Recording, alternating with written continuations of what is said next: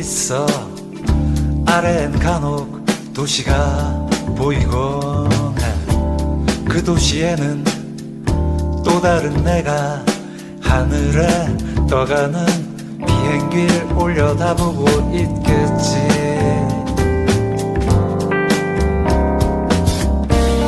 난 하늘을 보고 또 다른 나는 아래를 쳐다보고 있겠지.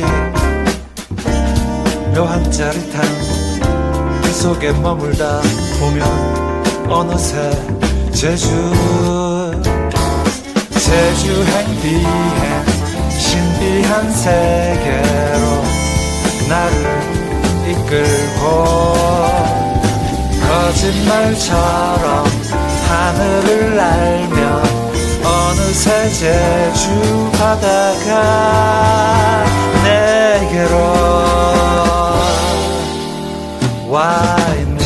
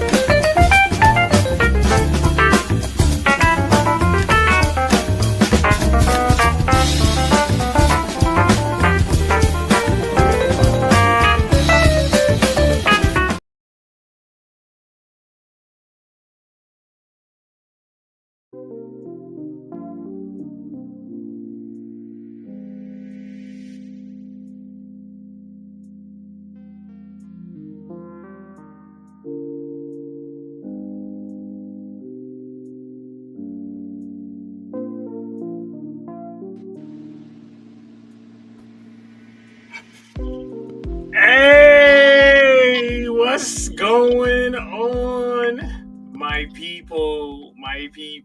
Hey, like I said, my co-hosts are better than yours. Folks, it is No Panties After Dark right now. It is May 7th, 2025. It is yours truly, Mr. Just As Joe, my sister from another, Mr. Pretty Brown Skin, as well as my other sister from another, Miss Tamia Crawford. Wagwan. What's that deal? You know, what's Wagwan? How y'all doing? We good old Wednesday, wagon Wednesday. I'm good. Oh shoot, let me post my wagon when we get off of here. Okay. Are we live on our other pages too? We are. We should be. Just check. Yeah, we Live should on be YouTube. live. Yes. Hey, guess It's what? Wednesday. It's We are Wednesday. live. We live on Instagram too. Oh, Check it out. let me go share that real fast. So let everybody know is you can add No Panties AD on Instagram. You can add and this is when you go in the search, you know, I gotta let it be known for some of us older crowd, you know, when you go in the search, you can add No Panties After Dark, all one word for Facebook, and on YouTube, you can add No Panties After Dark Show. Okay, so that's what's up. It's Wagon Wednesday. That's what my lady say all the time. She say, "Boy, I'm toting a wagon." If you are ladies, make sure you send your man that wagon. Yeah. It's only right. Yeah. I posted something today and it was all about that. And it said men have 4 different appetites, and one of them was you know, you gotta look good and whatnot, you know, keep yourself together and stuff like that. You know what I mean? You know, make it to where he wanna keep jumping on you all the time. You know what I mean? But you know what, ladies, toxic tip. Wait till that man is at work in the middle of his shift. Then send him the wagon picture. Ooh. Walking around, gotta adjust himself a little bit. Oh, Stay toxic, ladies. Mr. Tapper, stand up and go ahead and give that meeting. I can't, boss. I'm sorry. I can't stand up. I would show you a wagon Wednesday, but the wash and dry hurts just a little too much. So should we tell them how I got Tom's head not between the wash and the dryer? Oh Lord. What happened? Tell us what happened. I kidnapped Tom on Friday. And I told her husband I was gonna have her in at a decent hour. And I did have her in at a decent hour on Saturday. Because we got home at 7 o'clock in the morning. Oh wow. Yeah, because I remember seeing something, it was like 5 and y'all was out. We was still taking shots at 5 a.m. We were still doing shots. Yeah. All I remember in the car saying, I want to go home. And remember, go home. folks, this is Derby time here in Louisville, Kentucky. So that's what we talk about. We talking about Derby time. If you listening in from everywhere else. No, because this ain't had nothing to do with Derby. This is a regular Friday night for me. This was what, before Derby? This is right before Derby, right? No, I'm saying it was Derby weekend, but I do that on a regular Friday night. Oh, yeah. I can't. Basically, what she's saying is I can't hang with her on a regular.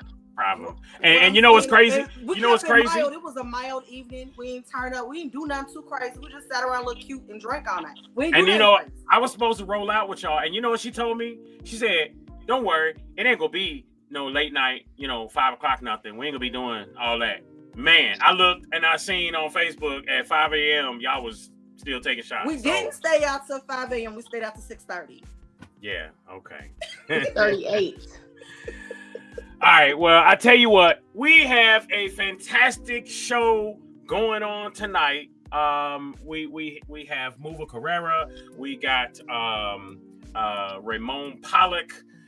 We also have a resident mental health wellness advocate, Sean Gardner, who's on with us tonight.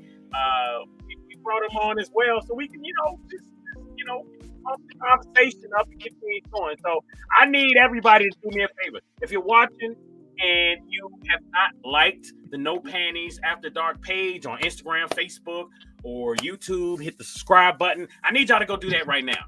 I'm looking. All right, I'm looking. So if y'all don't do it, we're not gonna continue the show. I'm gonna give you about 10 seconds to go ahead and do it right now. Hit the like button, and I need you to share it one time. All right. Not gonna move till y'all do it. All right, we're gonna have a moment of silence and prayer for those that were affected by all the shenanigans from Derby. Bless the Lord. Oh, my soul. It was fun. Because one thing's for Derby, baby, I put that shit on all week. Man, saw it. She was a problem out there, y'all. If you keep up with Tom, then Derby. Yeah. Because I went out of town. Yeah, we saw that. I went to New Jersey. I stayed in New Jersey for a concert in Philly.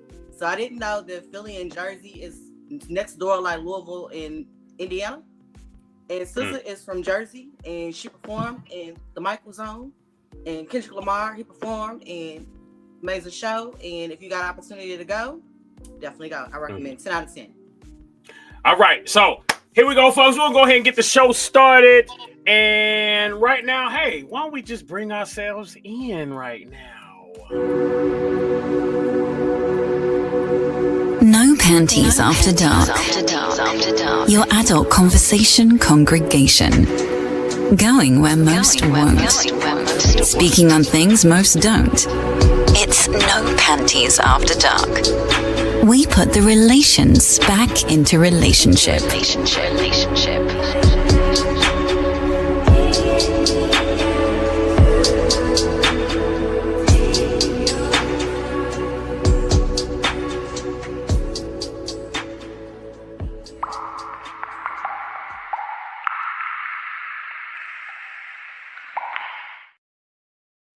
All right. We're going to get this show going right now, folks.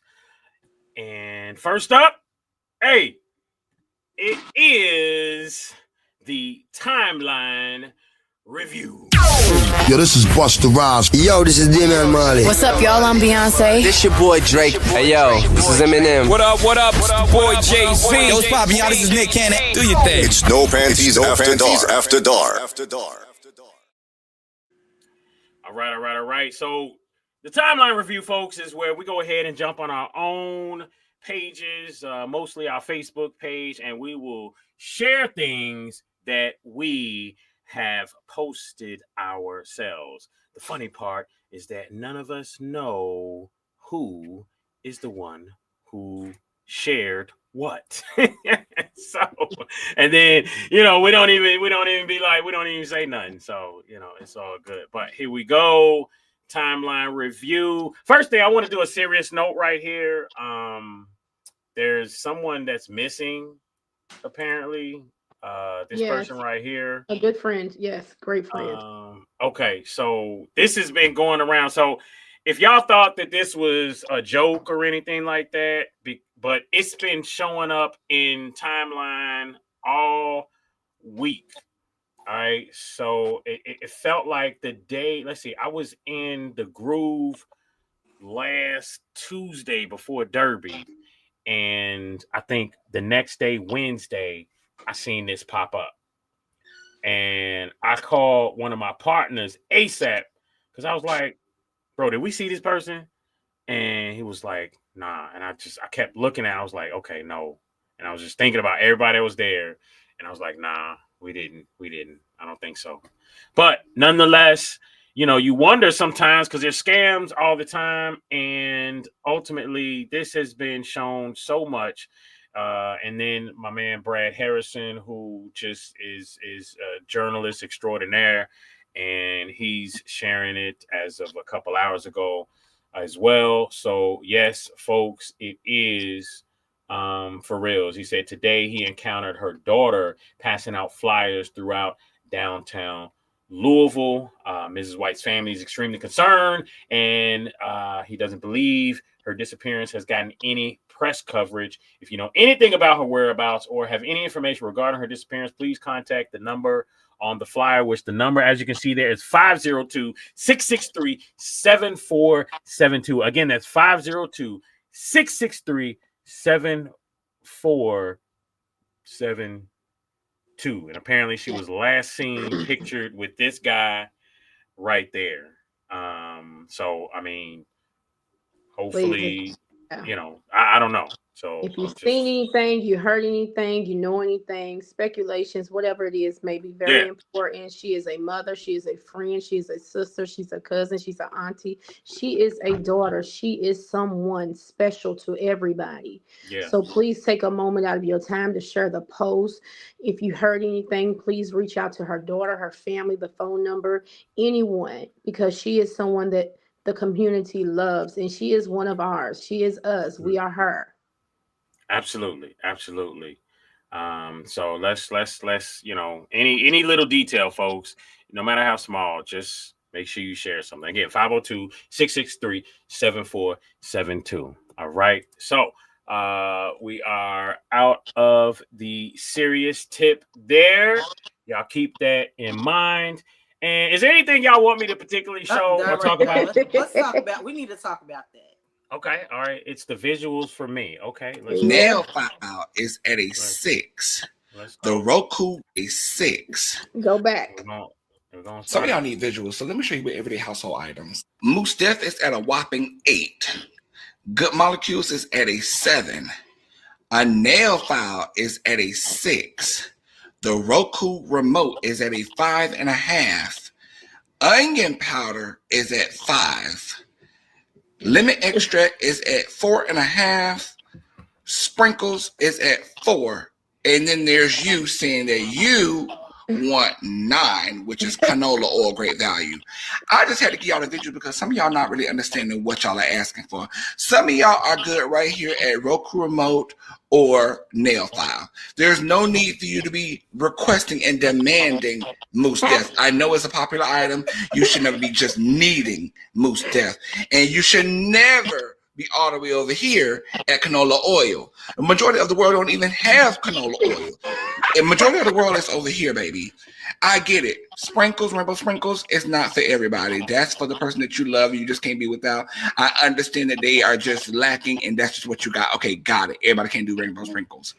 Most of y'all is at onion powder, Roku remote, or nail file. Get y'all somebody else to play with and stop playing. Oh, hey, you know what? I'm slow. It took me a minute, but you know what? It took you a rainbow minute. Sprinkles feel like canola oil when you're in love. I mean, okay, all right. Canola oil is pretty fine. Hey, let's take a quick moment. This is from our co-host, aka Mr. Just Ask Joe. Listen, I'm gonna just ask y'all. I got knocked down to number 2 in my group. Okay, so in my group, I've been number 1 for a minute, for some weeks now. It is now down to I'm in the top 5, and tomorrow by 10 p.m. Eastern Standard Time will be the end of voting. I need y'all to go to chefmrjustastjoe.com, and I need y'all to place a free vote. I'm just asking for a free vote, bro. Like, and you know what? I forgot I had 2 Facebook pages, so you got 2 votes for me today. Yeah, so listen. I got 3. chefmrjustastjoe.com. Listen, if y'all want to pay for some votes, it's $1 for every vote, and that's all good. Tomorrow is going to be double votes. So if you want to pay, then do it tomorrow, and tomorrow's going to be double votes. I'm pretty sure they've been doing it every Thursday, double votes. So listen, just do me a favor, chefmrjustastjoe.com. All I'm asking for really is free votes. All right, that's it. Just make sure you know your Facebook, password, because if you don't, it verifies you via Facebook, and then some of y'all just lose your whole page and get locked out. But all right, just make sure. All right, peace. Appreciate that. ChefMrJustAskJoe.com. This right here was hilarious. I had to watch this right here. Did I or did I not? I tell y'all that a woman with tight cooch comes with side effects. So check this out, right? This chick gave me the coochie. Me being overly excited, you know what I'm saying, and not being able to handle it, being a P that I am. Hey, first off, tell me, what does that mean, being the P that I am? The pimp, the player. Is that pimp? Player. Okay. Player. Okay. Because he does look like he gets overexcited for coochie. I'm just saying, it's just me. I don't know. He just looked like a dude that gets overexcited. Like, oh shit, I get some? No, I'm just playing. I couldn't handle it. The next day, I went to pay her rent for the rest of the year. She went and told her girl about it. And I did the same thing for the girl, you know what I'm saying? I repeated the cycle, you know what I'm saying? So my buddy, my girl, she gonna call me and ask what type of coochie that these chicks got that got me paying rent for a year.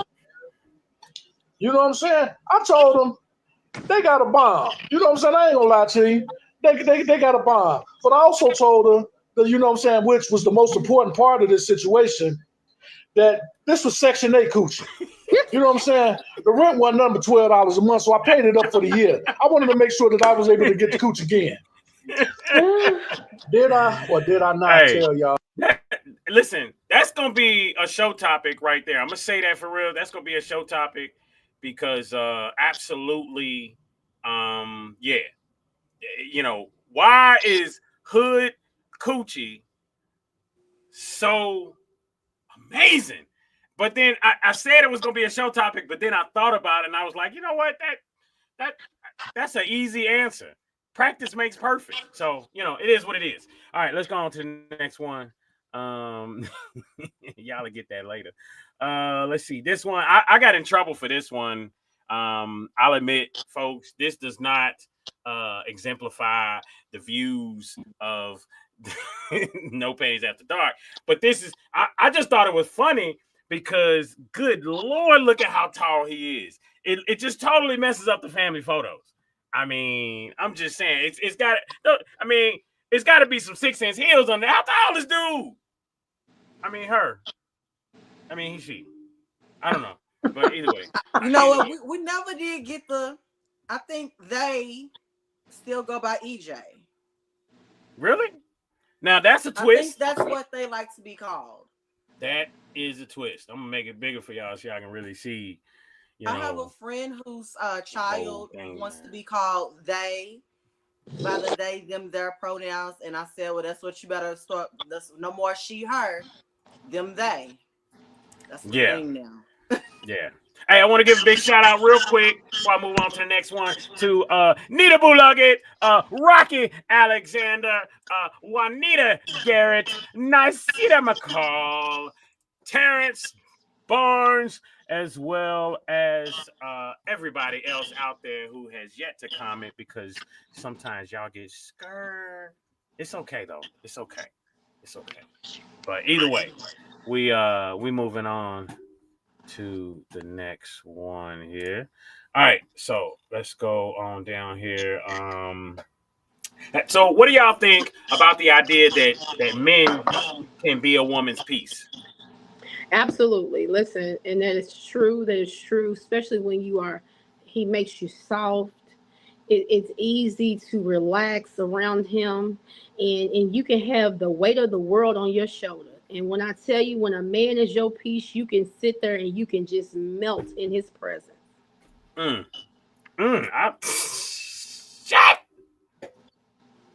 Joe You like hug a woman, bro, and like you hug it and you just feel all her weight just like release. And it's like bringing her peace. You feel me? And bro, that feeling, bro, like to them. So it's like, how do we feel that as men? And that's only by being that open, being that vulnerable. You know what I'm saying? Giving them that, like, so. Ever like hug a woman, bro, and like, it's interesting because my mother died in 2015, and my dad got remarried, and it was interesting watching the whole thing unfold because, I'm watching my dad dating and all this stuff. Well, he found this amazing woman, and I tell him he's one of the luckiest dudes in the world because he found somebody else to laugh at his jokes for another 30 some odd years, right? But he said once she, like, when them walls came down, and she, like, when she realized she could really trust him, and them walls came down, it was like she gave him the keys to the kingdom. It was as if she now just found someone to just all of that stuff you talk about, the melting and the grilled cheese and all that stuff. Yeah, that right there. That's a hug from a man that brings you peace, baby. When you just close your eyes and you breathe in and you that's your peace.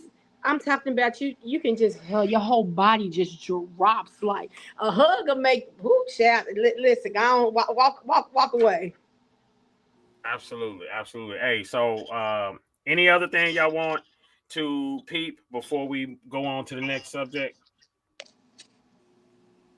Let's see. How about I'm gonna throw this out there.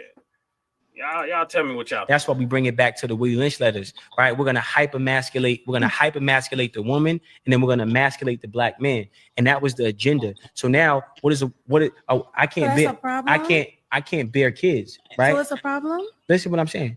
I'm not here to pass judgment. Only God can do that. It's a problem. I'm here to give information. A woman has a particular role, and if she doesn't play that role, there's no family or no family structure. Mm-hmm. A man, the black man, has a role he has to play. If he doesn't play that role, there's no family or family structure. So you've been taught that you're maintaining a child is raising a child as a single mother. Mm-hmm. So you're thinking that, food, clothes, and shelter, it's not raising a child. Mm-hmm. That's maintaining a child. Mm-hmm. To raise a child, you need man and woman in that household. Mm-hmm. You need a coalition of masculine and feminine energy working simultaneously together. Mm-hmm. But just because you get support from the government, you mistake the maintenance as the raising. And then now the child is up because that daughter doesn't see a man in the home. So she doesn't know how to be nurturing for the man that eventually is in her home. The support from the government, you mean like government Section 8? Yeah, all that type of stuff.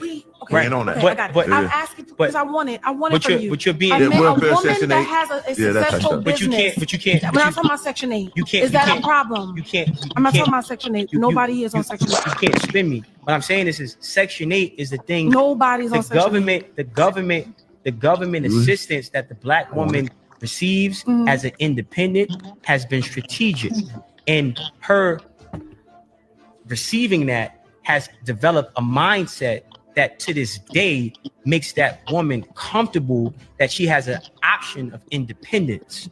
That was created. If you don't listen because you have a financial option to be deaf, does it cause a problem?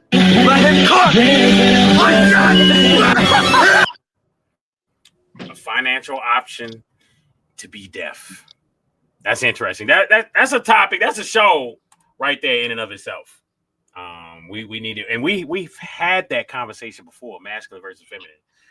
We're gonna have to bring that back and talk about that. You know, we've touched on several areas of that. Yeah. Also, we touched on, taking men out the home and bringing welfare in. Mm-hmm. We've touched on several of those areas before, but you know what? We can always have those conversations again. Absolutely. And when they talked about the Section 8, it just made me think about the hood coochie that we was talking about earlier and why it's so good. I'm just saying, it just brought me right back to that. Hood coochie's the only good coochie because the suburbs got some good wow. No, I'm not saying it's the Joe only. Get off the They got some good snapple. They got some good grip. It got good grip. You're right. I'm not saying it's got good water part. Floaty activity. Exactly. But practice does make perfect. All right, y'all. We're going to go ahead and get to the next segment, which is celebrity news you can't use. So let's go ahead and get into it. Celebrity news you can't use. Yeah, what's going on? It's Fat Joe. Hey, this is Justin Timberlake. What's up? This is Kanye. Yo, what's going on? This your man LL Cool J. What's happening? This your boy Lil Jon. What up, man? This is Ludacris. It's No Panties After Dark.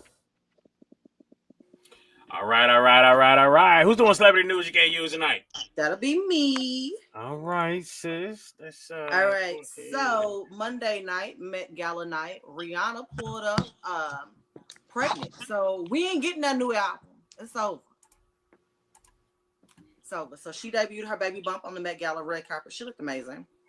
Okay. Also, in this week's celebrity news you can't use, Smokey motherfucking Robinson. Smokey Robinson. Smokey Robinson accused of sexual assault by former housekeeper in a $50 million lawsuit. He was like the last one. Smokey Robinson was accused of sexual misconduct and false imprisonment Tuesday in a lawsuit filed by 4 anonymous former employees, according to documents obtained by Fox.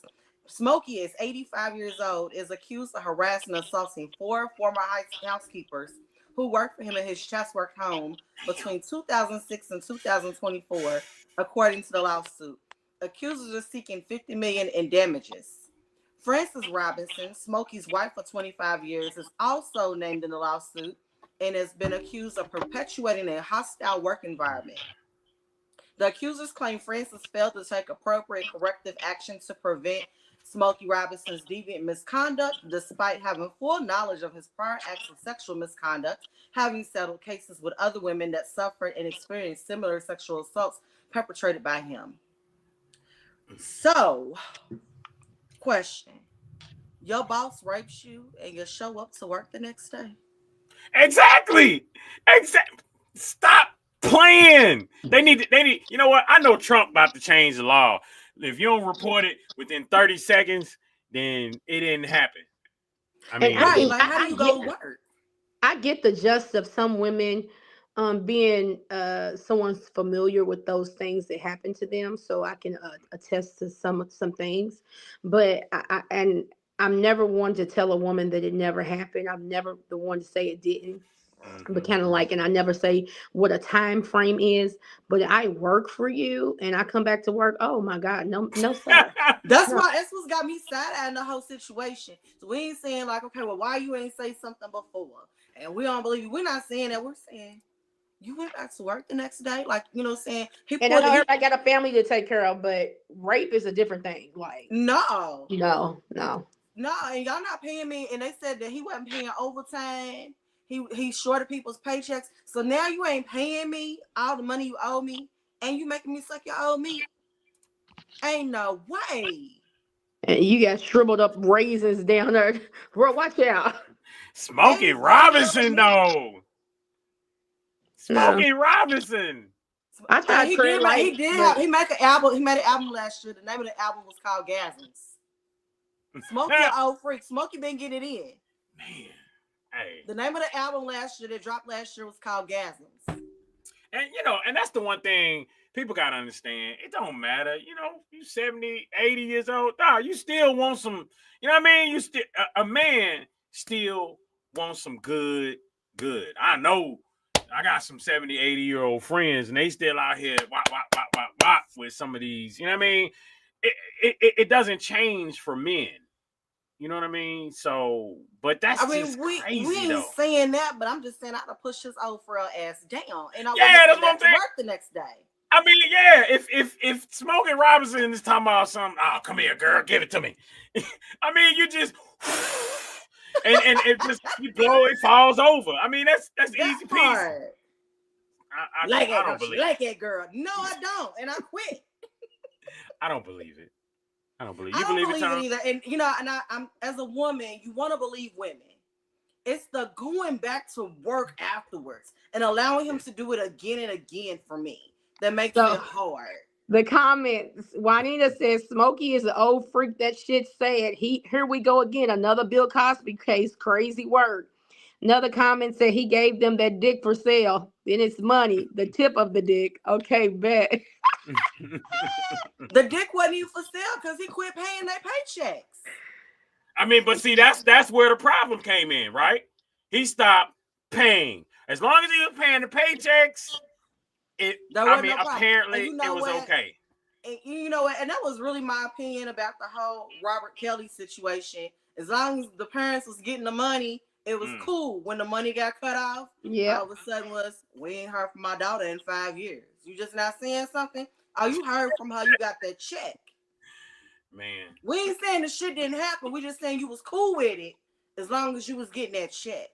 Hey, but did y'all see that Robert Kelly, that track he did from jail? Man, that Residuals. That he ate that down. I didn't know I knew I wanted to do something, but I just didn't know what it. Hey, baby, he was singing for his commissary. Man. I mean, he ate that. Like that was the best one I seen, hands down. Yeah. We'll have to play that. Commissary. Okay, and then last, some updates on the Diddy trial. So apparently they started jury selection on Monday. And they've almost got the jury finalized. So Combs is facing, I know everybody knows, multiple charges including sex trafficking, racketeering, and racketeering conspiracy. He's been in jail since September without bail. I have never seen a RICO case with one defendant, so I'm really interested. I'm gonna keep close eyes on this. I want to see what's going on, like how this all goes down and gets down. Yeah. And so a list of people that are on in the lawsuit. Mike Myers, Austin Powers is listed on there. Austin Powers, Kid Cudi, but we knew that because it said Kid Cudi's car on fire. Michael B. Jordan, Kanye West, Aubrey O'Day, and Michelle Williams from Destiny's Child. I wonder what that's all about. Man, like, is she a victim?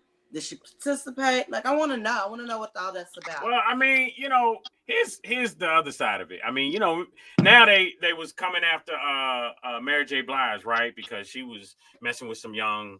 Yeah.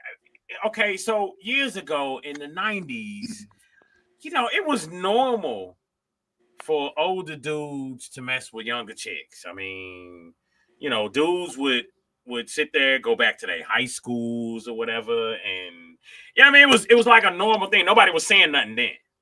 And now all of a sudden, it's like, oh, Mary J. Blige was messing with some young dudes too. Oh yeah, I'm Mary J. Blige, bring him to my room. You know what I mean? Type-ish. But I don't know. It's crazy how all of a sudden all of this is a problem. But I think it boils down to no money. Yep. Mm-hmm. That's exactly what it is. Rocky Alexander says, "Free Diddy!" Angel Walker says, "I hope he gets out because all those people loved going to his party and they didn't stop." They sure didn't. But you know what? I really think that he's gonna get off from this. I think that he's gonna get off on this, and then it's gonna be something else come that he ain't gonna get. Yeah, it's gonna be the end of it. But I'm big into conspiracy theories. We could talk about this all night long, and I can tell you who I think that Diddy is actually taking the fall for. I'm not gonna say it on the show, but I really think that he is the fall guy from someone higher up. Above, yeah. Yeah. Well, what was it, DiSaggio? They said as soon as he went after DiSaggio liquor or whatever, As soon as he filed a lawsuit against that. Yeah, as soon as he filed a lawsuit against him, that's when all of this stuff. And I think it is all about money. Absolutely, Angel Walker. I think it is about money because ultimately, I think they do this stuff to teach the celebrities a lesson. They allow them to do their BS. They keep records of it, and then if somebody gets out of line. So, because if you're not going to be if you're not going to be the puppet that I designed you for, and when you get out of alignment with our agenda, then we come and see you, and then we'll sit on you, no matter your accolades, no matter your assets, no matter your money, no matter your status, we'll come and take a look at you. Exactly, and they told him that he is not bigger than the program. And he thought he was bigger. The program that he signed up for. Yep. That he assumed that he was bigger than that program. Absolutely.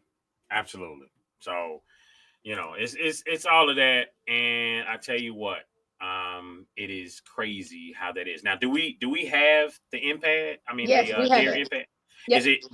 So, do I need to do anything? Nope. Okay. All right. We all good. Well, I tell you what, folks, it is time for Dear Impact. So let's just go ahead and get into it. Yo, what's up? This Wyclef Jean. What up? This your boy Warren G. Yo, what's poppin'? It's Tiger. What it do, man? It's your boy T-Pain. Yo, this is Shuggy. Hey, this is Rihanna. What's up, y'all? This is Nicki Minaj. It's No Panties After Dark. But I've just in the lady pond a few times. Mostly with the ex-boyfriend because he always wanted to have threesomes. Anyways, I'm at this party and I catch a cool vibe with a stud. So I gave her my number. She was cool and I thought this might be a cute little summer fling. I was so wrong. I went to her house to hook up with her one day and had my very first backpack experience. I will say this 0 out of 10, give it 0 out of 10 stars. Hated it. Nothing like the real thing. It hurt. And I was swollen for days. That's when I knew this was not going to be for me. The problem is that one hookup meant more to her than it did to me. Now she want to talk on the phone every day, all day. She refers to herself as my son's stepstud, and asks when she can meet him. We have a mutual friend who she told she hooked up with me. I'm not in the closet because I'm not ashamed. And really it's no one's business. But if I didn't want anyone to know, I told her how I felt and things were moving way too fast. I stopped answering the phone when she calls, but she's not getting the message. Now, every time I go out, she seems to hang out at the places I hang out when she's never hung there before. She's begging me to give things another shot. How do I get rid of this aggressive stud? Help me, Impact. Damn, sound like you got some good coochie, friend. Baby, she must got some wah. With that booty she might be on Section 8. Hey, saying. Because there ain't no way, first of all, there's no way that no silicone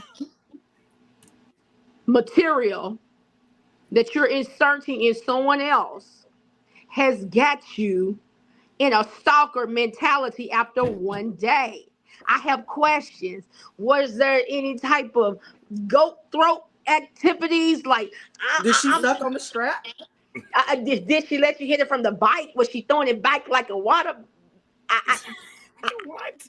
Was she throwing it back like a water bed? Like, I got questions because there's no way after one encounter with a backpack. It's a backpack loaded up with studs and dildo. Like, what the fuck? Like, there's no way. Like, watch out. Come on, let's look at the comments. Yeah. That sounds crazy. Angel Walker said block her. Rocky Somebody Alexander. said burn the backpack. Exactly. Victoria Duncan said burn the backpack. And Rocky Alexander is like me. He's confused. He said, this is the first I've heard of this. The strap hurts. So, I mean, and it depends on, like, I personally, I've never had a strap. So let me put that disclaimer out there. But just like even with a dildo, it depends on how big. If it is about that long, it might hurt. What kind of material is made out of? Like, is it silicone? Is it plastic? Or is it metal? Did they use a metal one? What's it made out of? Did she try to beat you down like she was a nickel for real? A nickel for real? Yeah. Well, she said, she said she was swollen for a few days. Also, baby, I want to beat it up. They beat it up. Like, she got beat down with the backpack. Yeah, I thought an Epsom salt bath is supposed to, fix all that. And maybe be honest. And that's the first line of communication is honesty. Be honest and tell step-stud, never mind. This ain't gonna work for me. I thought I might like it, but I don't know. I didn't like it. I don't want this. This wasn't that. That ain't this. We ain't that, and this ain't gonna be. Just tell her, like, listen, I'm going back to dick. Real dick. The real thing, the one that got the one that got the veins that look like a Snickers, and you want them to have a good day. How did that shit come about? I saw that shit, and I'm like, bro, like seriously. And then you had dudes posting pictures of them of their arms and whatnot with veins and whatnot in their arms. I'm like, and I shared it, and I said, these are not the veins that the ladies want in your arms. But you know what? We did, me and you. I sent it to you, and you shared it on your Facebook a couple of weeks ago. There was some studs in the Popeyes, and they got in a fight, and the stud pulled her pants down and said, "Suck my dick," and she had the thing strapped up. Oh Lord! Had it on her. Had it on her like you. She had it on her like you great go somewhere in the bathroom, and you just gonna pull your dick out, like man. Like it gave a hold on me until I got that thing on me. I got that thing on me, yeah. Yeah. So you might want to just keep it 100 with it. That's the problem with the things that are going on in this world. Nobody wants to keep it 100. Everybody want to dance around feelings. Nobody want to hurt feelings, and don't want to be authentic and genuine. Tell Sister Soldiers, Miss Shadu, this ain't it. It ain't gonna work for me. Hey, but looking at the porn, they be putting condoms on the strap. So watch out. You seen the episode of BMF where the stud was fucking the chick and then turned around and made her suck the strap. Look, that's the one beautiful thing about having a wife or a live-in girlfriend is they can put their hands over your face when you're watching something like BMF or what's that other joint? The Pank. At the Pank. Uncle Clifford said he want to be loved in the sun. Yeah. When you're watching that with your girl or whatever, she can easily just whoop. Baby, I know you don't want to see this. I don't. But hey, that's what's up. Stay ready so you don't need to be ready. That's with that that strap. I don't know. Got that thing on me. So let's go ahead, folks. I think it's about time to go ahead and jump in the main topic. Y'all ready? Y'all ready to dive in? All right. Yep. Let's go ahead and dive into the main topic, folks. And, let's get it in. We're going to get a good conversation going. What's up, y'all? This is J. Cole. Hey, what's up? It's Kesha. Hey, this is Lady Gaga. Hey, yo, what's going on? It's your boy Neo. What's up, y'all? This is Nas. Yo, this song? Yo, this Nelly, aight? It's Nelly, aight? It's No Panties After Dark.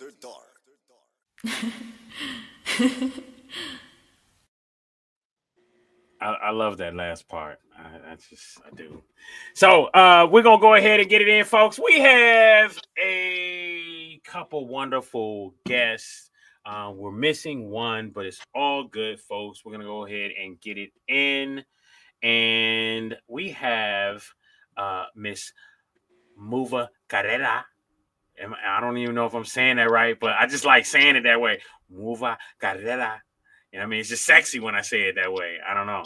I just imagine being a Spanish dude and being able to walk up in somebody's ear and be like, Muva Carrera. You know what I mean? What's going on, sis? How you doing? Hey, it's Mother, like a mother. Mother. Okay. All right. Mother Carrera. Okay. Yeah. I mess people's names up. That's what I do for That's living. okay. It's part of what I do. But that makes sense because I say brother, BROVA. With that in mind, I also want to welcome my brother from another mother who is a mental health advocate. All right, this is a brother, and I really admire this guy. Let me tell you something. During COVID, this guy kept me sane. When COVID first popped off, he started this thing where we was calling in and people was talking, checking in. It was like 8 o'clock in the morning. He was like real strict and whatnot, right? And it was like 8 o'clock in the morning or something. And I'm gonna tell you what, that group, that talk, that chit chat, that everything, that kept me sane. I was at home dolo, like, I mean, 2020. Welcome to the stage, Brother Sean Gardner. What's going on, family? You're on mute right now, just so you know.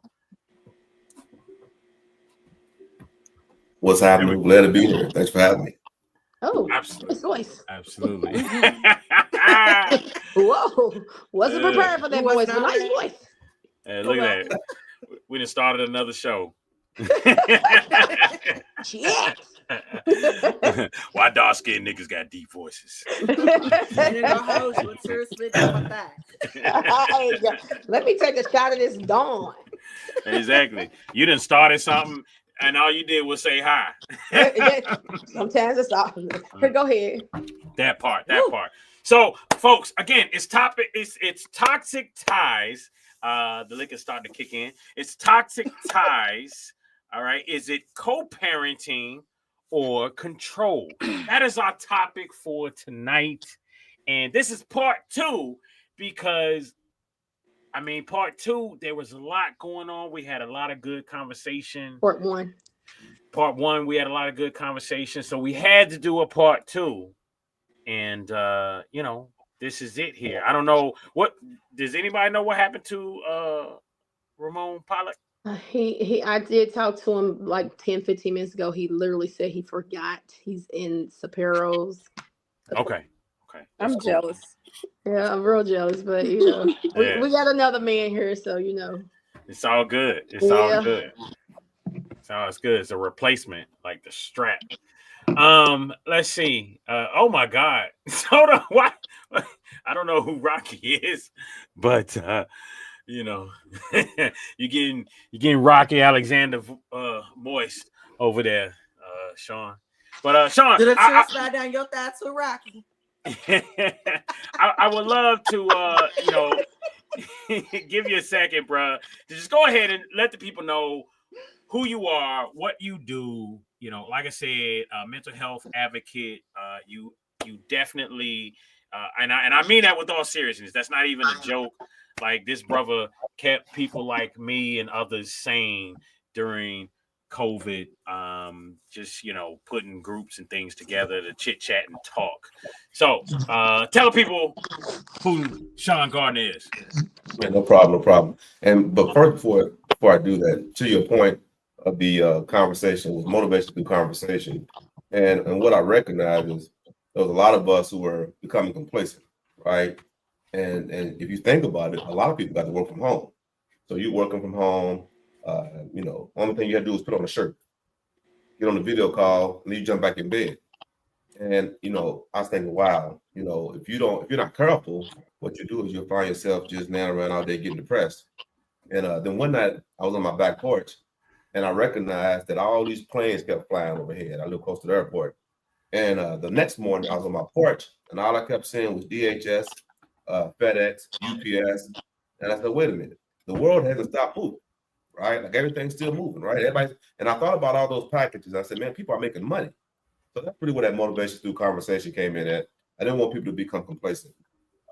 So thank you for sharing that. Thank you for joining the call. As far as who I am, that's a good question.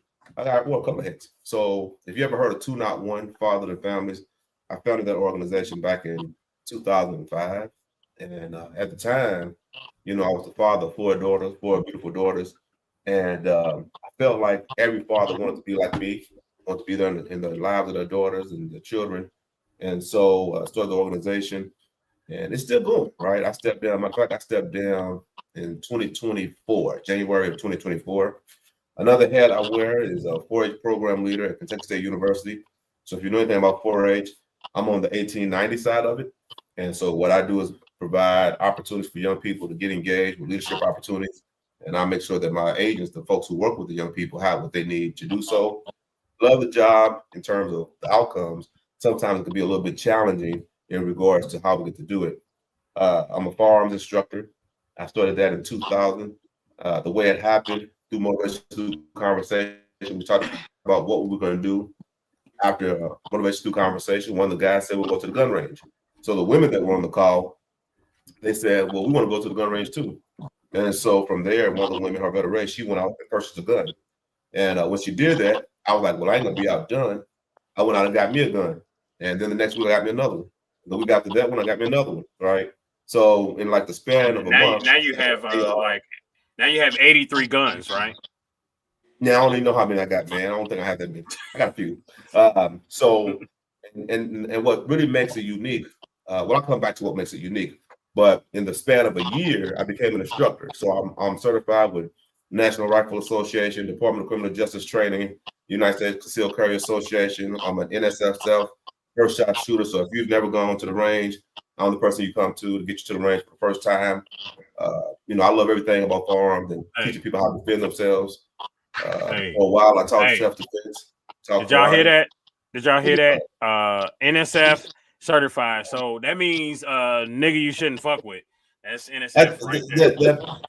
That means that what that means is if you want to learn how to protect yourself, if you want to have a gun, firearm for protection, my job is to help you get to the point where you are efficient with that firearm. A lot of people get a gun and they won't go use it. They'll tell me that, oh man, I got a gun, I'm ready. Here's the reality of it. You're not ready if you never shot it. You don't know how to deal with malfunctions, where you're going to carry it. It's a whole bunch of things. So, like a nigga you shouldn't fuck with. That's me and my NSF right there. On our way to his house Okay. podcast. I ain't even gonna touch that one, man. I just know I can protect myself, right? Exactly. And then the final one, accolade that I really appreciate for myself outside of father, is that in 2015 I was able to get a PhD down at Mississippi State University. But it's not the PhD that really gets me excited. It's the GED, the PhD. So I was the guy that was kicked out of every school I went to. I was placed in alternative school. I went to Butcher when I was a kid. That was back when it was Butcher Way Out. What was it? Project Way Out. That's when I went.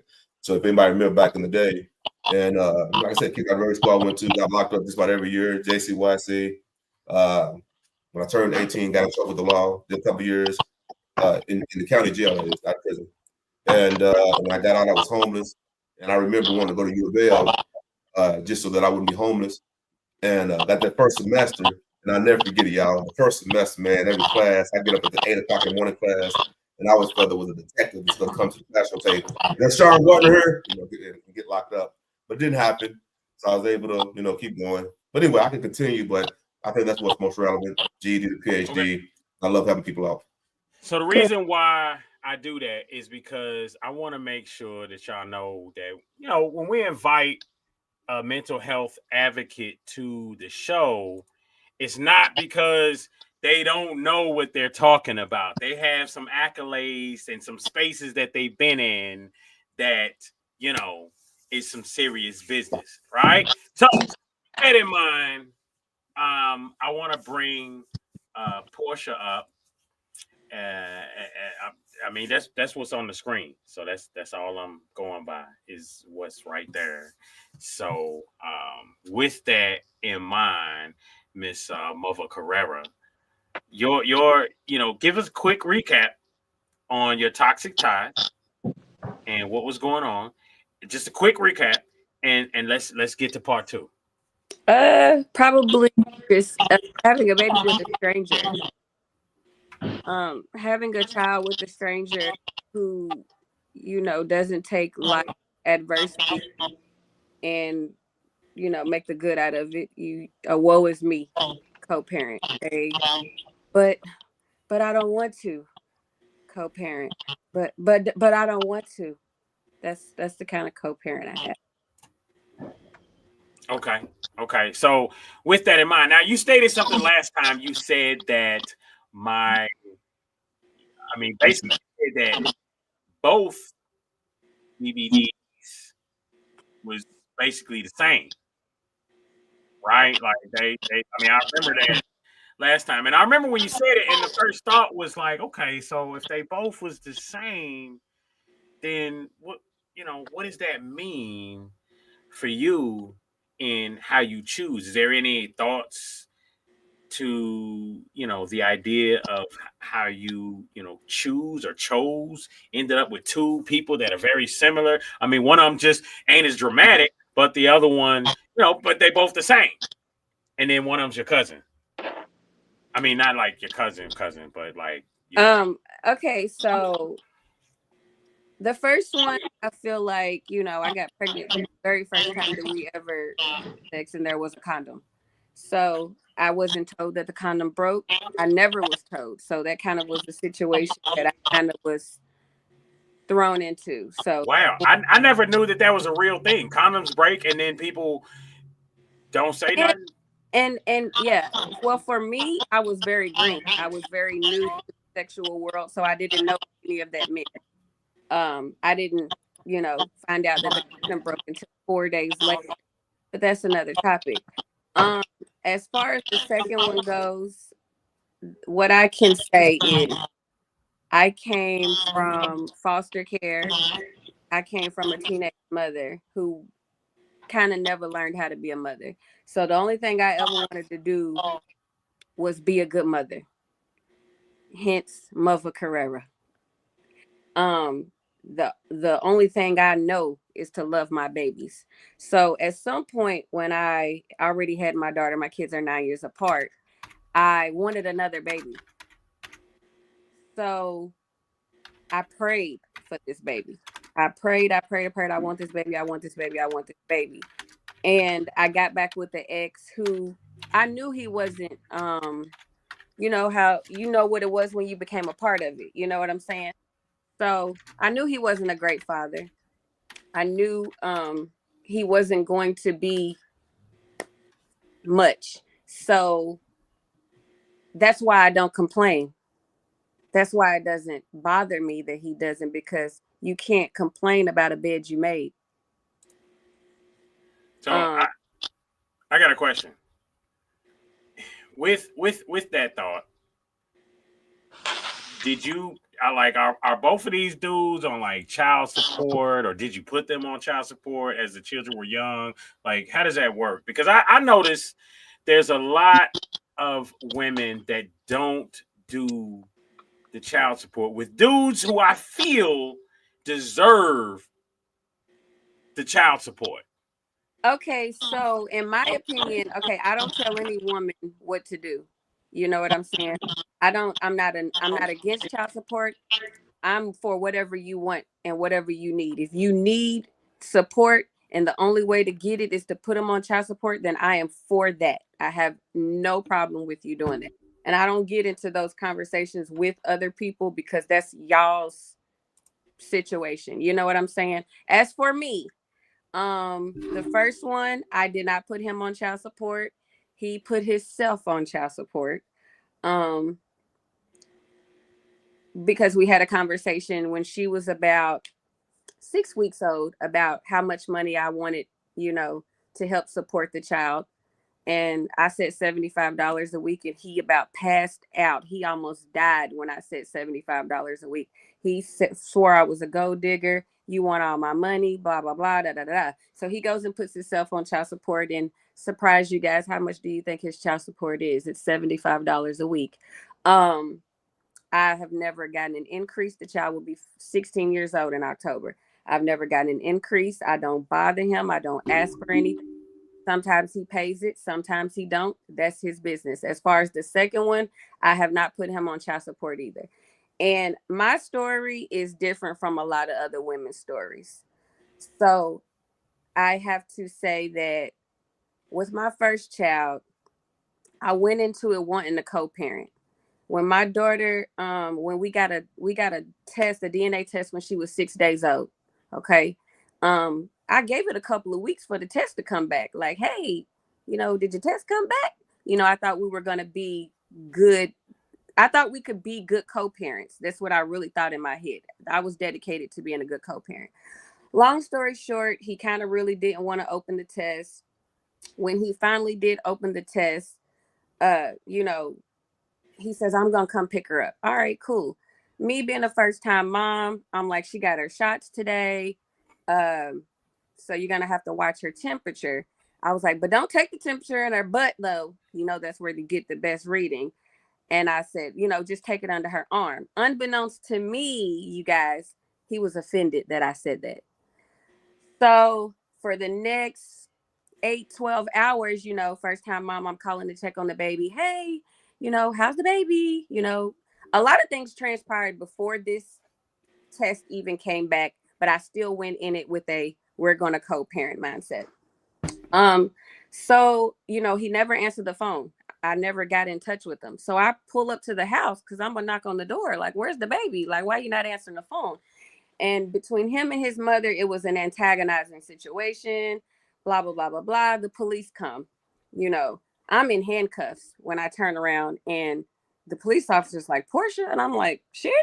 She's like, what the hell is going on? And she says, I tell her, and she said, well, you had a DNA test? I said, yeah. She said, well, do you guys have a visitation order? And I said, no. She said, well, the fact that you have the DNA test, now you guys have equal rights to the child. He doesn't have to give you that baby back if he don't want to. So it was that moment that I realized, oh, okay, I see what this is. And it kind of, that right there has been the pattern of his behavior for the last 15 years, that I am legally allowed to do X, Y, and Z, and I'm going to do that. So I say that to say, my son has a made up last name. That's my second child. I went into the hospital under Jane Doe and had my son with just me, the doctor, and the nurse, because I have a strong fear of someone using a legal document to torture me and my child that don't really want to be a father. Like, you don't really want to do it, but you'll play enough of the game because you can legally. You'll play enough of the game and take me to court and take me to court and take me to court, but you won't do any of the duties or the responsibilities. But you'll wave that paper around. I'm the daddy. I can do this. I can do anything I want to do. And I have a huge fear of putting my child into that situation. So with my second child, no, I never put him on child support because he's not on the birth certificate. Okay. So I want to invite my brother from another mother, Sean Gardner, to speak on some of this, because honestly, because I see him put his hand over, you know, and he has that real astute look on him right now. So it looks like some things is going around in his head. So I'm gonna go ahead and give you the floor. You know, I know you got to have some questions or something like that, brother Sean.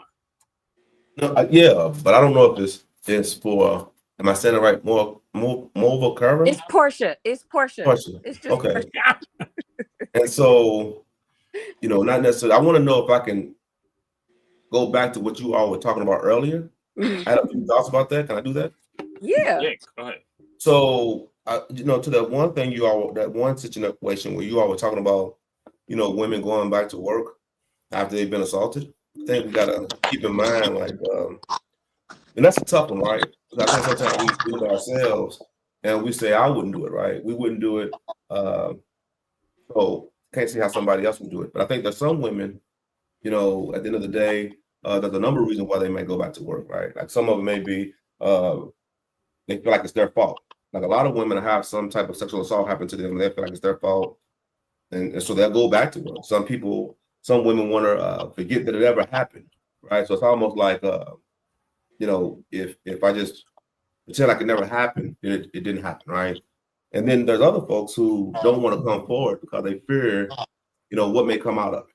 So I just want to throw that out there. I think there's, you know, I definitely hear everybody's perspective on that conversation, but I don't want to have that. I want to have that out in the air without putting out the other reasons why women may like go right to work the next day. And if we really want to put context to it, you know, I think from the perspective of men, as I got older, one of the things that was frustrating to me is to think about how many women have been sexually assaulted, molested, have some type of background, right, in their upbringing. And then you look at our sisters, right, in the Black community who've really experienced that, right? And, you know, Joe, we talked about this in the men's group, you know, like, you know, how many of us are, you know, can we say that at some point in our lives, right, we've been that, we maybe not sexual assault, but we've been that we haven't protected our sisters the way we should. So I just want to throw that out there. And then I think there was another one, another skit you always talking about. The guy said something about raising, you know, children. You know, I've always said, and again, I'm not here to prove anybody right or wrong. This is my 2 cents. And he talked about, you know, what a parent couldn't do in terms of raising a child. I've always said that, especially when it comes to single moms, you can raise a boy to be a man, right? But you can't teach a boy to be a man. Similarly, I can raise a girl to be a woman, but I can't teach her how to be a woman. And I think one of the biggest things I've learned over the years that helped me understand that is when I work with men. I've been working with men now for over the last 20 years. And when I hold my men's discussion, you know, one of the things I recognize is that a lot of times the men who grew up with single moms, they may not know how to engage in that conversation. They haven't never done that. So that conversation with them was totally different. So that's an example right there. No matter how hard a woman may try, you can't instill that in a male. That's something that he has to get from other 10 other men. And so that was really it. And then I hope I get your name right. Tamaya. So man, I'm a fan of yours because of last week or the week before last, when I think you had your son fight people one-on-one, you know, that resonated with me. I used to get jumped all the time. I had a lot of fights when I was a kid. And so just to see that, you know, and I hope everything settles down. You know, this day and age, the climate's a little bit different than when we were younger. Yeah. But I didn't appreciate them getting jumped, your son getting jumped. And I always feel like there's only one way to deal with bullies. That's to bash their face in, right? Like I truly believe that. All this to go talk to the parents and go talk to the teachers.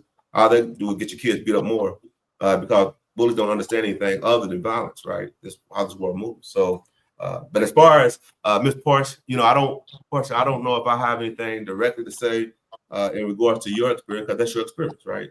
Now, if you ask me a question or something, you know, I don't know if there was a question in there, I would love to weigh in. But outside of that, I don't feel like it, you know, to speak to your experience, that's your experience. I do have a question What's that? from a male's perspective. Why is it so easy for a man to walk away and not have full responsibilities to his children or his child and leave a single mother to pick up the pieces? Man, that's always a tough conversation, right? But I think every situation is different. So I remember early on when I was doing 2 Not 1, different organizations would invite me out.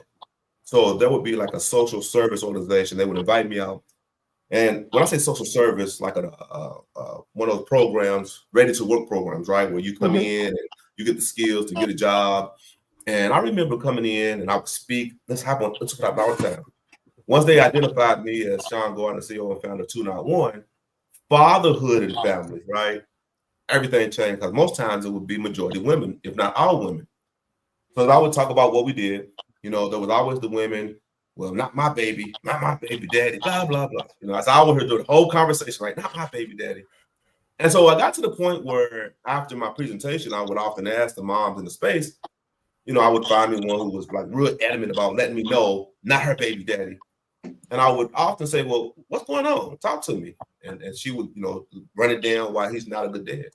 So I always ask these 3 questions, right? The first question I would always ask, does he have a criminal record? And in most cases, I would hear, yeah, he just got out of jail or something. That's why I say he ain't about shit. All right, cool. Does he have a job?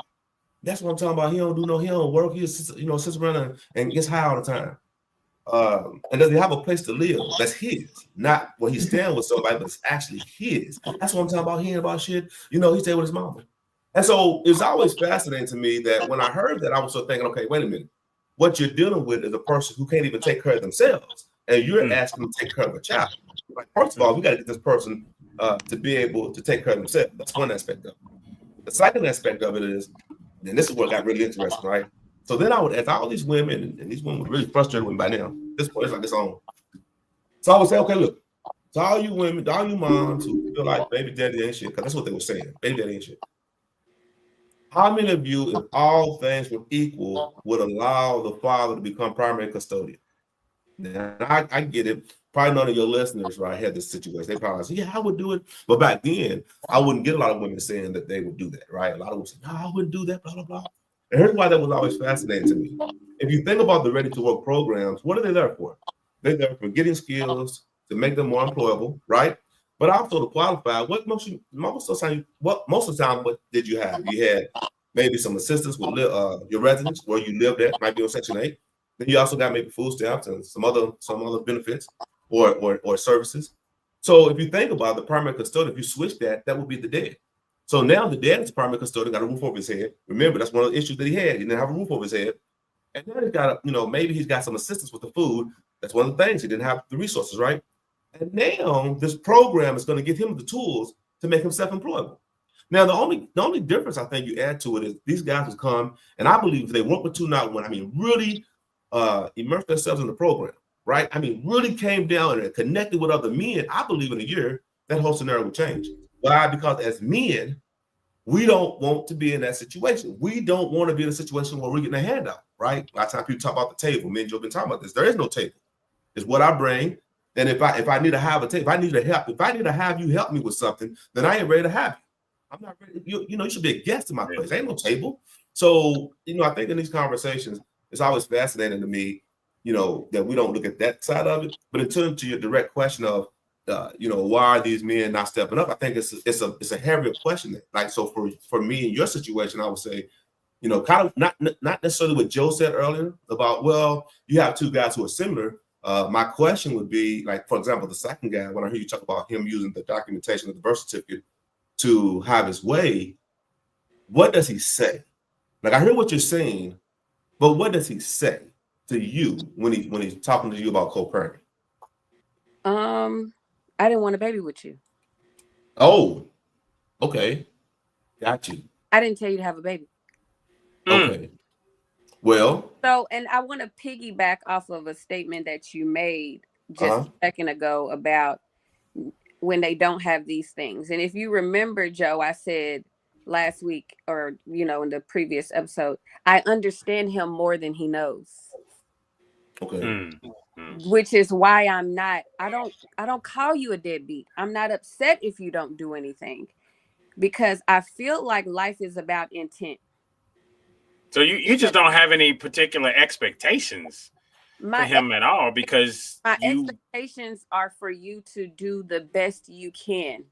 And if that is a little at the time, fine.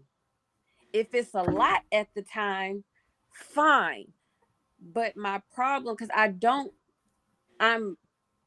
have a different grief with each of them, even though they have their own behaviors or similar behaviors. My gripe is different with each one of them. You get what I'm saying? With the first one, if you don't want to do it, that's fine, because I can't go through life trying to change something I cannot control. Okay? I'm not upset that you don't want to do it. I'm not upset that you say, I didn't tell you to have a baby. What I'm upset about is that you don't want to do it. You know that you have resentment from how it came about. And that's why you're not doing what you're supposed to do. And instead of you just standing in that truth, you play like you really want to do it and torture me in the process and still don't do it. That's the gripe that I have.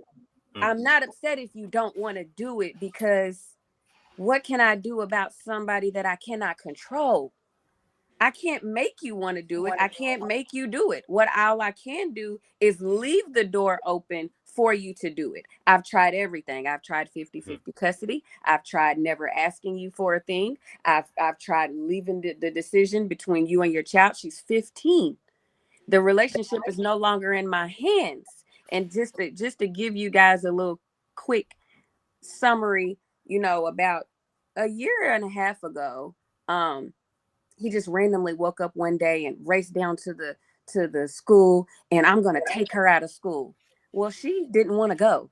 So this turned into a whole instead of accepting that the relationship with your child has changed because of a previous domestic violence situation that your daughter saw you blamed it on me.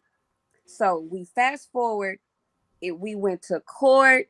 I mean, you're pressing charges against me because I'm at home and you're going to the school and the child refuses to go with you, but you're blaming me. The child is physically running out of the school, running away from the school, refusing to go with you. But you're blaming me, who I'm at home. I don't even know anything is going on. I have no idea. You're blaming me for where you are at in the relationship with your child. And you made all these posts and you press all these charges. And then we get in front of the judge and the judge says, do X, Y, and Z. And you don't do not one of them. Not one of the things that you were told to do. And here we are, May of 2025, and this just happened, you guys.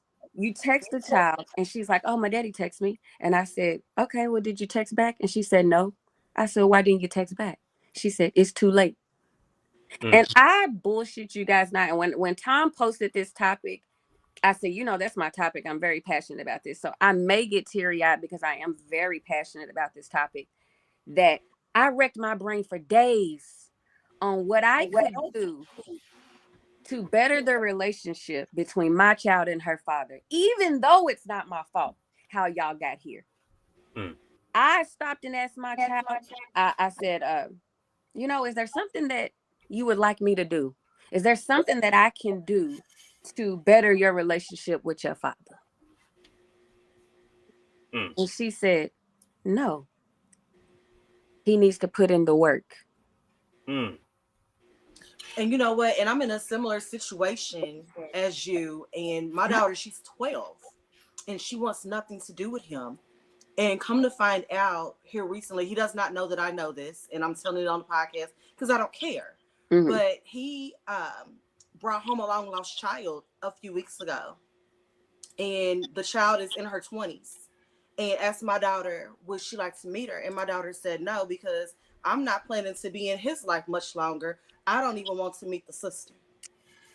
So she's in a situation where he's blaming me for the relationship that they have, which is pretty much non-existent. Like, I make her go. She goes every other weekend because I make her go. Because I'm like, I'm going to make you. I can control that. And I feel like a little girl's relationship with her father is very important. But it's almost to the point now where he's done so much damage. It's almost like I'd rather he do nothing. TiAndrea, let me say something to you right quick. My daughter was about your daughter's age when I stopped making it happen. Because when she gets to 15 years old and you see the side effects to that, making somebody go somewhere where they're not comfortable, now I'm trying to fix the damage that I saw 15 years ago when you told me, I'm going to make you eat those words. You're right. You get what I'm saying? But now I feel, and this is part of the reason I packed up and moved to Texas, because I felt so let down by my community. I felt so like nobody cares what affects the child. Nobody gives a damn how this affects the child. They only care, and I said this at the last time, that all a man had to do is say, I'm trying, and everybody will fall putty in their hand. And because men can do the bare minimum. So wait a minute. So wait a minute. There's a lot being said here. So can we rewind a little bit? So Horace, I remember you said something to the effect, you stopped at your daughter saying, I just want him to put in the work. Did you ask her what she meant by that? Yes, I know what she means by it because we've had this conversation more than once. Okay.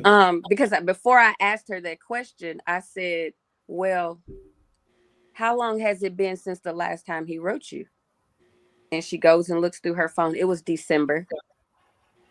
I said, well, when's the last time y'all actually talked on the phone? So she goes through her, because you know iPhones now go back as far as you need them to go. They'll keep on going back on your call log where they didn't used to. She said, well, I called him in August. He didn't answer. He didn't call back. Androids do the same thing. Oh, okay.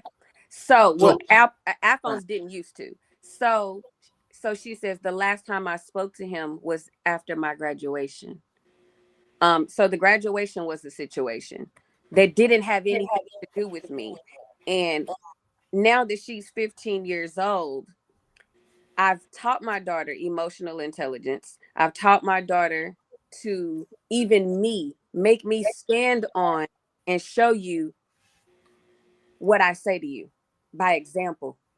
I don't get to just say I love you and not do anything.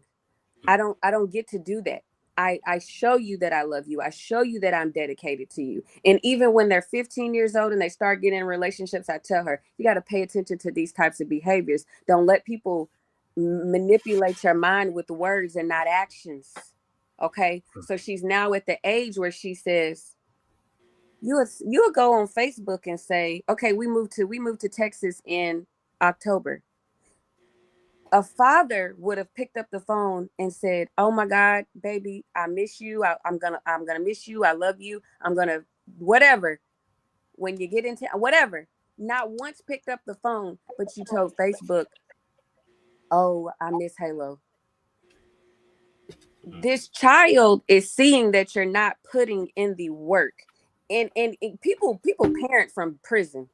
So you can't tell me that now that we're in Texas and you're in Kentucky, you can't make this child feel loved or that you have a dedication to her. You can't tell me that you can set the same way men pursue women when they're interested in her. You can do that same thing for your child. When she's not in your face, in your presence, you can set your alarm if you have to every day at 8:40. Good morning. I love you. Have a great day at work. Call and ask her what her favorite color is, what she like to get from Wendy's, whatever it is, just to engage with her, but to never say anything, but to expect this gratitude and chance after chance after chance. And for her, that she's not a little kid anymore. She's 15 years old.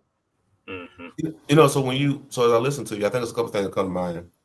And so just to make sure I'm clear, this is the father that the condom burst, right? Mm-hmm. Okay. And so there was some resentment in that moment. Which blows my mind, to be honest, because your condom broke. You didn't stop. You didn't pull out. I mean, just to be fair, you know, you might not always know. But hold on. I mean, can I ask you a question? Was you on Section 8 at the time? I didn't have any kids at the time. No. I'm just asking because apparently hood coochie is really good. We talked about that earlier in the show. You tried. No, listen. But go ahead. You didn't stop. You didn't pull out. You didn't even tell me. So you even took my option away to stop it before it happened. You understand? I did not, guys, and people think this is the craziest thing. I did not find out till 4 days later when a piece of the condom came out. And because I told you I was green sexually. I had just started being active, so I didn't really know a lot about a lot. I had to call my boy cousin, and I'm like, what's it mean when a piece of the condom comes out? He's like, man, this fucking condom was old. It broke. He kept going. I'm like, oh, snap. So I asked my sister, I told my sister, I'm like, a piece of the condom came out. And she says, well, that's going to be one you got to watch. So I call him on the phone and I'm like, your condom broke? And he kind of chuckled. Like, I'm like, why you didn't tell me your condom broke? Like, you know, I was young. I was green. I didn't really know what was going on, you know, and I surely didn't think I would be pregnant. I had never been pregnant before. And so over the course of a couple of weeks, we started hanging out more because, mind you, this was the very first time that we had ever been intimate ever. This is a snowstorm in 2009. So as one time we were hanging out with one of his friends and he says, she's pregnant. And I'm like, what? Like, this motherfucker's crazy. Like, he's weird. I tell my sister, and I'm kind of laughing it off because, of course, I don't understand the seriousness of it all at this time, my sister's like, I don't think that's funny. She says, I think that he did that on purpose. He didn't tell you that his condom broke on purpose. And I'm still not even processing. So for the next about 4 weeks, my sister kept saying, you pregnant, you pregnant. I'm like, no, I'm not pregnant. They told me I couldn't even have kids. What you talking about? I ain't pregnant. I'm 25 years old, right? And so finally, I'm like, oh, something ain't right. I think I do really need to take a test. And by this time, you guys, we had already decided we weren't really compatible. Okay. So I go get a test. I'm pregnant. I call him. I'm like, hey, it's me. Just want to let you know I'm pregnant. And he says, I'll call you back. He said, I got to call my mama. Wow. He called his mama.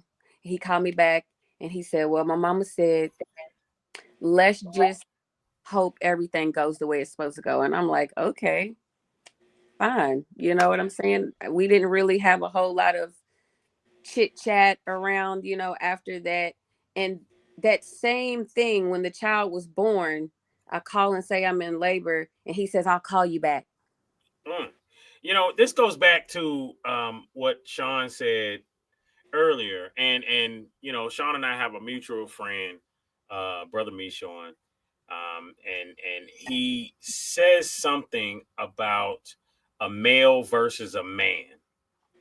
And when you're talking about the difference, and this is definitely any woman in the future, peep this, because a male versus a man, he says males are focused on, I think it's sex, shelter, and food. That's it. Sex, shelter, food. And then a man, those three things along with nurturing a woman as well. Right? So I think, and to add to that, I think at the premise of that is males are in survival mode. So a lot of times women get with guys who are in survival mode, meaning they're with you for the sole purpose of having a roof over their head, something to eat, and they're not really with you. And I think back, so in this situation, it sounds like you have a 15-year-old daughter, you relocated, and she doesn't want anything to do with her dad. What I always encourage folks to do in this situation, I don't believe that she doesn't want anything to do with her dad. I don't believe. I'm with you. I think that we say these things because we're hurt, right? And I've noticed that in this conversation, you're working with your daughter, and I commend you for that. That has she had any have y'all gone any counseling? We did. We've done the whole shebang. Gotcha. We do it. We do the work all day. Beautiful. Because the harsh reality is he may never get to the place where he shows up like dad that we all like to see him show up as. But if he ever gets to that place, right? Because I think that no matter how much your daughter says, I don't care, that may be a coping mechanism to right. You know what? He's not going to show up. So let me say I don't care. Because a lot of times we say that you can't miss something that you never had. That's a fallacy. You can miss something that you never had. Right? You can truly miss it. But here's the thing that and I say all the time that our situation is so complex. It's not just black and white, he's a deadbeat, or black, you know what I'm saying? Right. For 11 or 12 years, we had a every other weekend. So I think what has transpired in her head over the last 2-3 years the most is reprogramming my brain for everything that I thought I knew. Because contrary to his belief, I've never down talked and told her he wasn't this and he doesn't. I used to really let her think that he was the most amazing man in the world. I'd be like, yeah, girl, yes, your daddy's Superman. I'd let her believe that. You get what I'm saying? So I think the most hurtful part of this all, and I need y'all to know that there's a lot of situations that have transpired in the meantime, in between time. But I think the most important thing that's going on in her head is processing who she thought he was against who he has shown her he is now that she can comprehend. Because now we're looking up at a 15-year-old who will be 16 in October when she says, he's never got me anything for my birthday. What type of let me ask you this: what type of situation is he in? And that's important. What kind? Fiance? He's been with this girl. Let me see if my daughter's 15. I think they've been together about 12 years. 12 years, and she's still a fiance, or is that a recent thing for her to be a fiance? Last few years, I think they've been engaged. I think. Don't quote me, guys. Right. But I also want to add that having this fiance, they broke up or did something for a short amount of time about 10 years ago, maybe, and he got another woman pregnant. And the girl came and called me, like she found somebody that knew me because he ran off on her. He met her at college and he ran off on her. And so, this girl's like, I got somebody that wants to talk to you. And she tells me, he begged me to have a baby. He said, you never let him see his baby. She was like, I didn't know that this little girl that was around was his daughter all along. And so he gamed her up to have a baby. But then the fiance now wasn't the fiance then. She ended up pregnant. So she ended up pregnant at the same time, you guys. So he then calls the other girl and says, well, I need you to get an abortion because I got back with my girlfriend and we gonna have a baby. Yeah. And so he, one thing that stands out in my head, because I'm a good sister baby mama with the other baby mamas, like we all get along, we look out for each other. Do your baby need something, we come to the birthday party because we're a family at this point, you know what I'm saying? So she told me, she was like, oh, we finally went to court, child support court, and blah blah blah blah blah. And he told her on the elevator, as he would always do with me, chase me down on the elevator and get on the elevator and say what he really wanted to say, because in front of the judge he's a sheep. But once you get on that elevator, he gonna tell you what he really think about you. So he tells her on the elevator, you can either get a daddy for your baby or you can get child support, but you cannot have both. And so when I said that one of the reasons I left Louisville was I've been the bitter baby mama for so long. I got so tired of being attacked. I got so tired of people not knowing that I'm not the only woman he did this to. This girl isn't even from Kentucky. She's from Ohio. And the reason why y'all don't know about her is because he's never even publicly said he got this extra child. And she doesn't know anybody here to tell her side of the story. And this is a person who basically has children, and he will treat the child according to how he feels about the mother. You find yourself in I know we don't have a lot of time left, but I think the best thing you can do is take care of yourself. Right. So if you're bitter, that's not going to be good, right? And then our children see how we are. So I commend you for finding ways to take care of yourself. I also commend you for making sure that you and your daughter are put in a position where you can actually flush this out. Because a lot of times we don't flush it out. We go to church and pray, or we just talk to our friends. So I really appreciate that. And I just hope that in the process you have a good therapist, because sometimes not all therapists are created equal, but it sounds like I may have a pretty good one. And I think from this point is making sure that you're okay, making sure that she's okay. You really can't worry about him.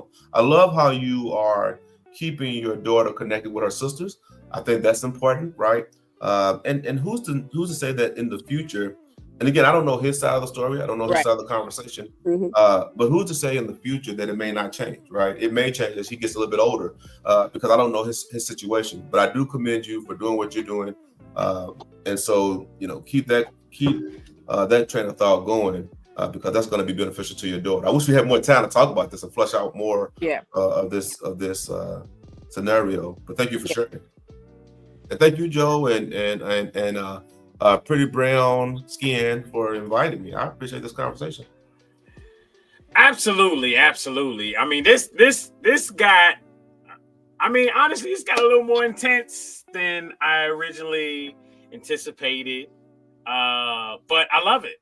I'm glad that we're able to, because the whole premise behind what we're trying to do is bring real conversations that don't typically get talked about. These are things from real people, regular people, normal people that just don't get talked about. So real quick before we go, I want to make sure that we do a nice little wrap up. I want to give everybody a chance to spit their 2 cents real quick before we go, and we'll start with my sister from another Mr. Pretty Brown Skin before we go.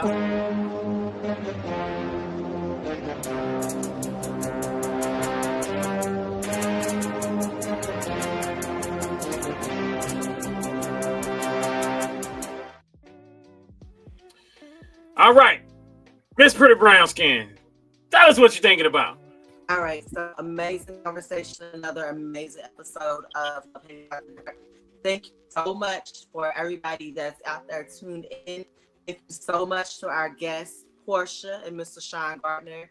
I hope you guys come back and join us again on future episodes. Love having you. I can be found on all social media platforms under Pretty Brown Skin. I believe on TikTok, I'm Pretty Brown Skin 83. And on Facebook, I'm my government name. For the if you know, you know. That's what's up. That's what's up. And Miss Portia, if you're still with us, would you please lace us with a little bit of your info where they can find you at? I think, are we dealing with a little bit of social, a little bit of issues there? Well, I tell you what, you can find her at Muva Carrera. That's MUVA CARRERA. Muva Carrera. And brother Sean Gardner, where can they find you at? If somebody wanted to just, say, I like the way that brother talk, can I, get with him and have a session? No doubt. And yes, you definitely get with me to have a session. So I'm easy to find. Sean L. Gardner, SHAWN LGARDNER, most platforms. If you go to SeanLGardner.com, you'll find me. Sign up for coaching. You can sign up for therapy now, and I'm in that place where I can actually take clients. So if you're interested in that, let me know. And then also, if you're interested in firearms training, I'm idefendme.com. It's IDFENDME.com. idefendme.com. Can be found on the USCCA website as well.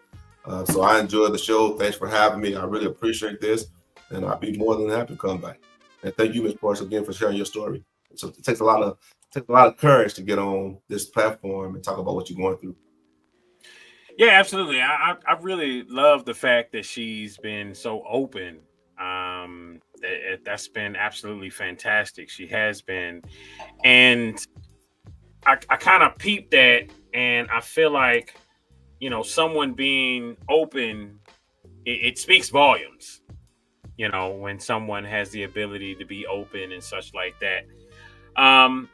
Did we got Miss Tamia back on stage? Did she pop back in? I feel like she popped back in. Do y'all see her? I think we're dealing with some little bit of technical difficulties. If Spectrum was a person, man, I would cuss them out. I can't wait for Spectrum to just die, for real. I mean, give me AT&T all day, because Spectrum just sucks. What's up, Tamia? What's going on, sis? I had to do a work drop off. It's all good. It's all good. So we had this conversation and we got into it about the toxic ties. Any last words before we go? Miss Tamia? This is a really engaging conversation. A lot of people can relate on both sides of the fence. And it was good having our other guest on. What's your name? Sean. Gave a lot of insight. I was listening on live as I was driving, so definitely a lot of insight that it can definitely help a lot of people. A lot of people ain't beyond helping or reach. Absolutely. So, that's what's up. Again, it's yours truly, Mr. Just Ask Joe as well. Tamia, you want to let them know real quick where they can find you at before we go? You can find me on Instagram as Miss Crawford Baby. On TikTok, it's Tamia Crawford. Facebook, Tamia Crawford, and Pretty Maze. Hey, that's 2 M's right there, like you see on her page. It's yours truly, Mr. Just Ask Joe. Again, folks, do me a favor, just one solid. Give me a free vote. Chef MrJustAskJoe.com. They pushed me down to number 2. I need to get back up to number 1. All we know is 1. 1's a winner, 2 nobody remember. Right. And you know what? And I'm sorry, so I just feel like Joe be kind of humble with it. If you've ever been to Joe's house to eat, when he say that he's cooked and he invites you over, you go, he is nasty on them pots and pans. He deserves to win this competition. Hey, if we win, and I said if we win, we're gonna have a big shindig. You know what I mean? Yes, I said shindig. We have a big shindig. Emphasis on the dig, and we're gonna make some things happen. I'm gonna let y'all know why I'm your favorite chef. When you win, we gonna speak that into existence. It's yours. You deserve. Exactly. We're gonna let y'all know why I'm your favorite chef. I'm your chef's favorite chefs too. You are my favorite chef, okay? Not just because you're my brother, but because, hey, listen. It was one day I was already eating dinner and Joe was like, "Hey, I cooked. You want to come over?" I'm sitting here like, "I'm coming over. I'm on my way." Hey, like I said, I'm your chef's favorite chef, even. Yes. So let's go, folks. Next time it's gonna be the 23rd for No Panties After Dark, and guess what? We are going to continue 21st. The 20. Is it the 21st? Yep. Okay, 21st. All right, and that will be Sister Wives. We're gonna do a part 2 of that. Y'all asked for it. We're gonna bring the couple back, talking that poly relationship. I'm excited. 2. So let's get it in. We'll see y'all the 21st, 2 Wednesdays from now, and we're gonna talk that talk. We'll see y'all later. Out. Peace. Bye, y'all. Bye. Absolutely.